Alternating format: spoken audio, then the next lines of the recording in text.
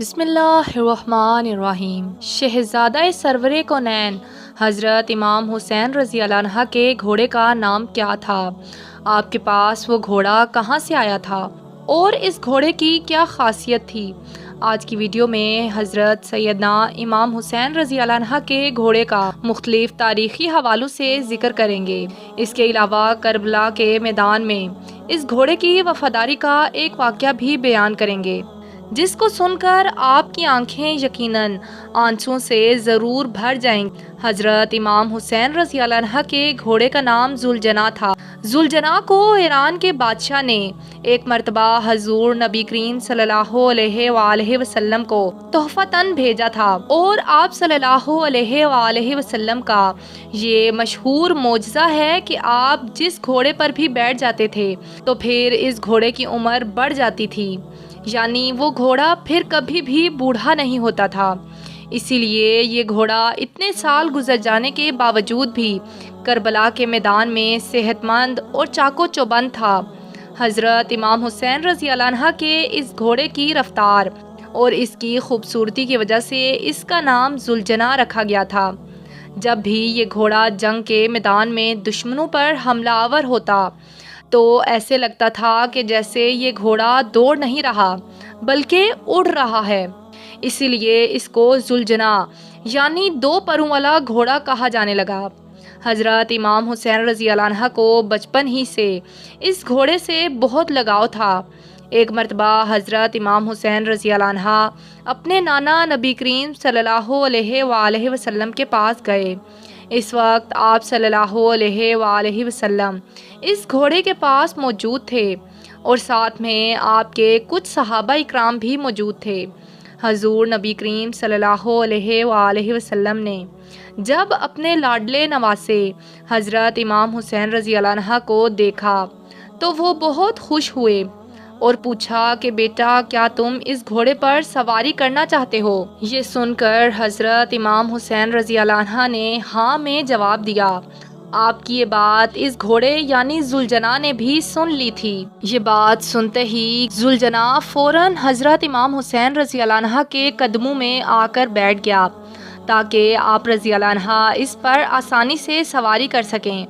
اس کے بعد حضرت امام حسین رضی اللہ عنہ گھوڑے پر بیٹھے اور آپ رضی اللہ عنہ نے اس گھوڑے کی سواری کی۔ یہ سارا منظر دیکھنے کے بعد نبی کریم صلی اللہ علیہ وآلہ وسلم کی آنکھوں میں آنسو آ گئے اور فرمانے لگے، بیٹا، یہ وہی گھوڑا ہے جو یوم عاشورہ کے دن تمہاری مدد کرے گا۔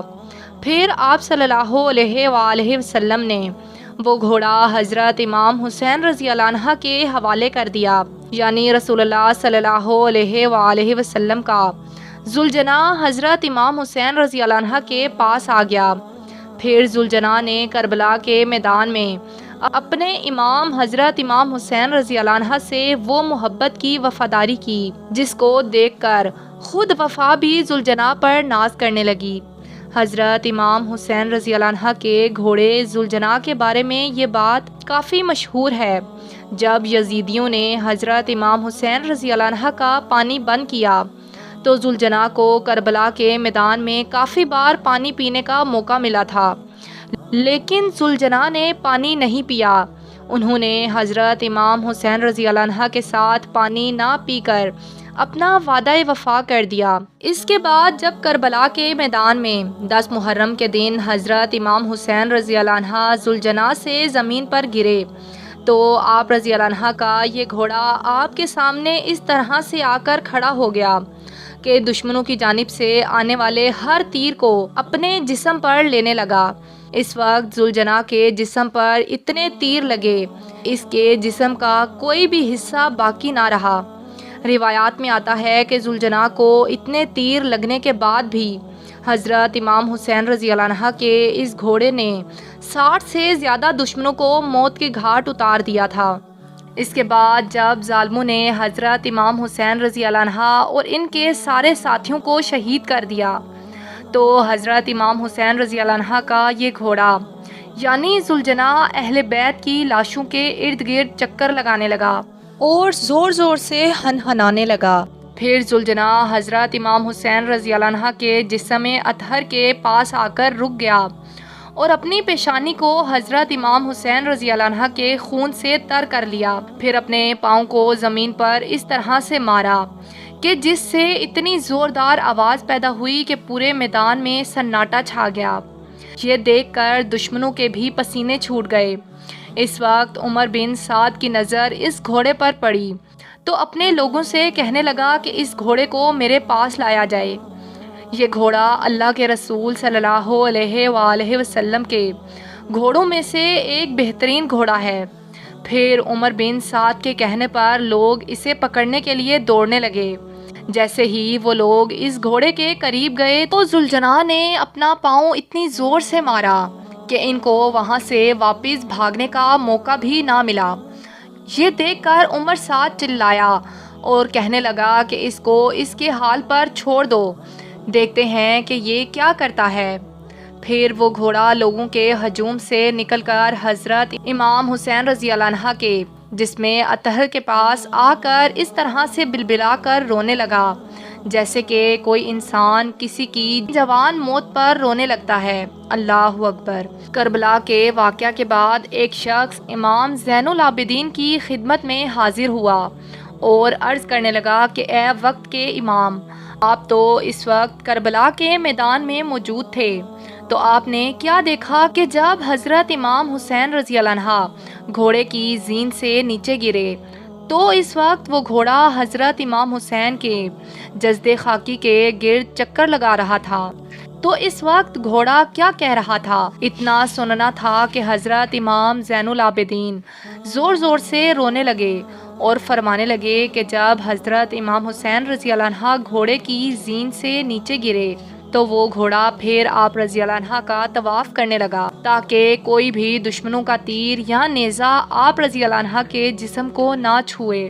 دشمنوں کی جانب سے آنے والے ہر تیر کو ذوالجناح نے اپنے جسم پر جھیلا اور اس کے جسم پر اتنے تیر لگے تھے کہ اس کے جسم کا کوئی حصہ ایسا نہیں تھا کہ جہاں سے وہ زخمی نہ ہوا ہو۔